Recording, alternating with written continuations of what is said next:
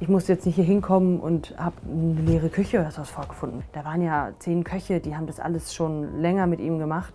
Und dann habe ich mich da ganz vorsichtig reingetastet, habe geguckt, wie läuft es hier. Ich hatte davor noch nie hier gearbeitet.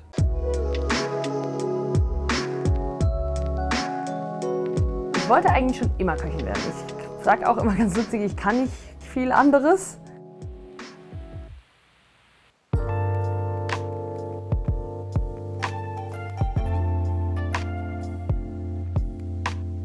Der Familie Fuchs gehört der Spülweg seit 1861.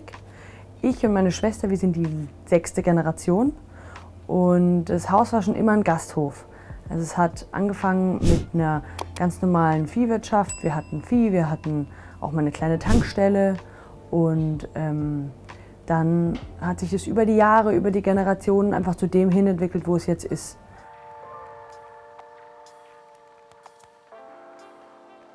Ich habe meine letzte Stelle in Schloss Elmau gemacht, in Garmisch-Partenkirchen, und hatte da 2 tolle Jahre mit dem Küchenchef Mario Pecke.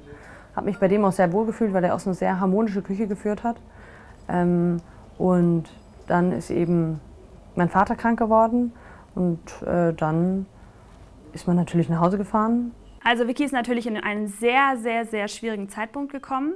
Wir hatten ein Team, was sie nicht gekannt hat. Das war quasi das Team meines Vaters. Also Vicky war immer eine Köchin und hatte ihren Posten und hat aber nie Leute unter ihr gehabt. Auf einmal war ein Team von 12 Personen unter ihr und noch die Spülküche. Dann musste sie fertig werden mit einer Karte, die sie eigentlich nicht geschrieben hat, einem vollen Haus für die Weihnachtszeit. Es standen an das Weihnachtsmenü, das Silvestermenü. Meine Schwester war schon daheim seit 2 Jahren und hat natürlich dieses ganze, ich musste jetzt nicht hier hinkommen und habe eine leere Küche oder sowas vorgefunden. Da waren ja 10 Köche, die haben das alles schon länger mit ihm gemacht. Und dann habe ich mich da ganz vorsichtig reingetastet, habe geguckt, wie läuft es hier. Ich hatte davor noch nie hier gearbeitet. Und dann haben wir das ganz langsam, habe ich das versucht, vielleicht so ein bisschen mehr zu machen, wie ich das gerne hätte.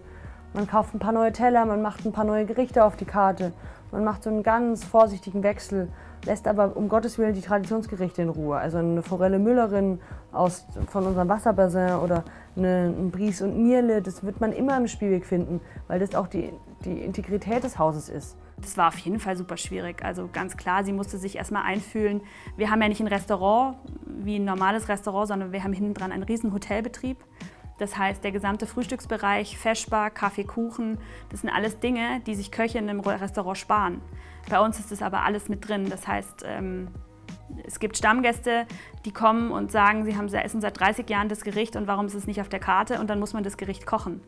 Das heißt, man ist natürlich auch nicht so selbstbestimmt wie jetzt ein Sternegastronom, der sagt, das ist meine Karte, das gibt's zu essen.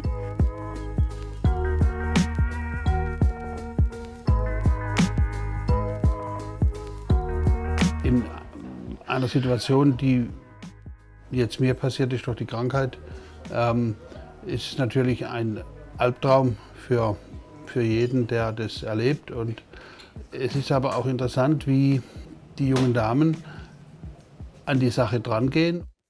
Natürlich ist es immer zu früh und natürlich ist es immer schwierig, in einer Notsituation Entscheidungen zu treffen.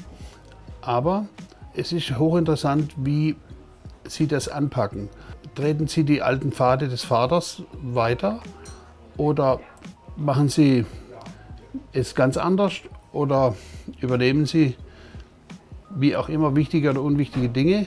Und ich glaube, bei uns ist es so eine Mischung geworden zwischen allem. Und das ist auch für mich wohltuend zu erkennen, dass sie die eingeschlagene Richtung eigentlich nicht komplett verlassen.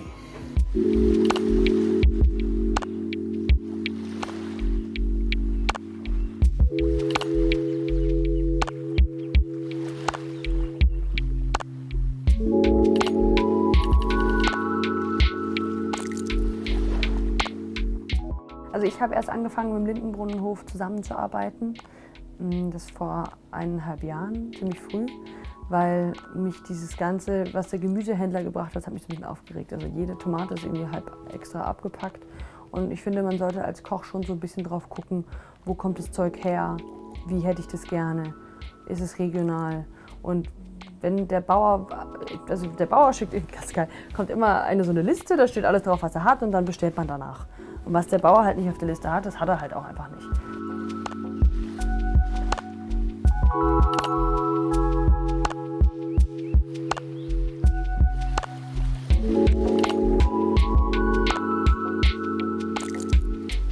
Also ich habe, das ist jetzt 23 Jahre her, das war meine Idee, aus unserer hochwertigen Milch Käse zu produzieren.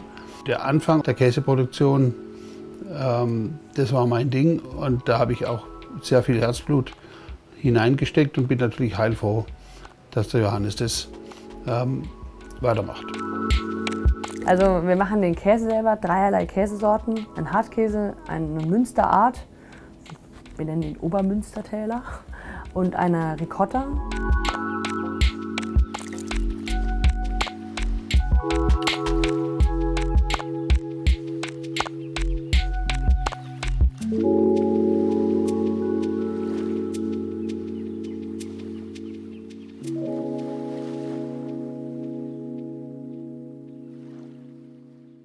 Ich finde, es ist eine tolle Küche, es ist eine abwechslungsreiche Küche, es ist eine wilde Küche. Es ist mal auch mit Sicherheit ein bisschen asiatisch. Also man kann diese starken Wildaromen einfach wahnsinnig gut verpacken in diese Asiaküche mit Kokosmilch oder auch in eine andere Richtung, wie ich es beim Ali gelernt habe, mit Datteln und Feigen. Und vielleicht ist es ein bisschen weltoffener geworden. Also vielleicht ist es so ein bisschen verrückte, wilde Küche mit regionalem Einschlag.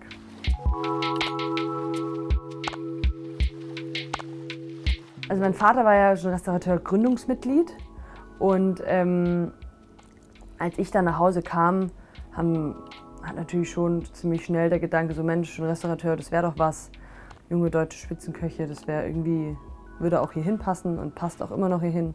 Und dann habe ich aber erst mal 1,5 Jahre gewartet, um zu sagen, okay, ich komme hier erstmal an, wir machen das erstmal und schauen dann, und dann habe ich mich beworben.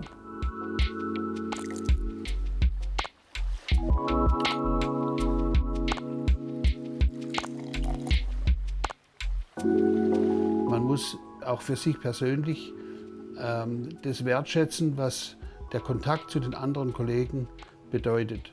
Es bedeutet Austausch, es bedeutet Freundschaft und es bedeutet, einen viel größeren Horizont zu erleben, den man zu Hause nicht so hat. Wenn man dann so ein bisschen mehr in dieser Kochszene drin ist, man macht die Lehre da, dann merkt man, oh Mensch, die machen ja noch viel mehr, die machen Küchenpartys, die machen tolle Fortbildungen, die haben mittlerweile eine eigene Schule, wo ich auch wieder meine Azubis hinschicke. Und deswegen, es kümmert sich so ein bisschen jemand, so eine Vereinigung kümmert sich so ein bisschen um den Koch. Schon Restaurateur zu sein, ist natürlich, macht einen stolz, selbstverständlich. Und dadurch, dass mein Vater ja schon Mitglied war, dass viele unserer Freunde Mitglied sind, ist es natürlich was Besonderes, da auch dabei sein zu dürfen, andere Köche kennenzulernen, auch Köche kennenzulernen außerhalb von Deutschland. Diese Vereinigung ist ja europäisch, dann vielleicht auch Küchenpartys zu kochen, mit denen zusammen, da auch mal eingeladen zu werden, da auch mal kochen zu dürfen.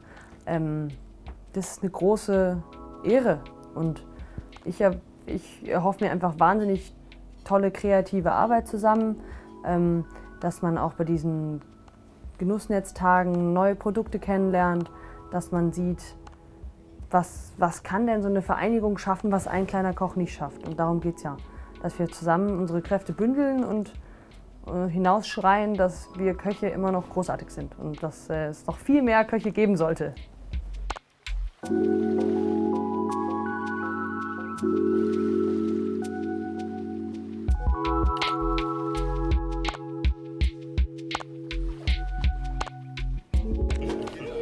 Vicky, komm mal nach vorne, komm. Herzlich willkommen.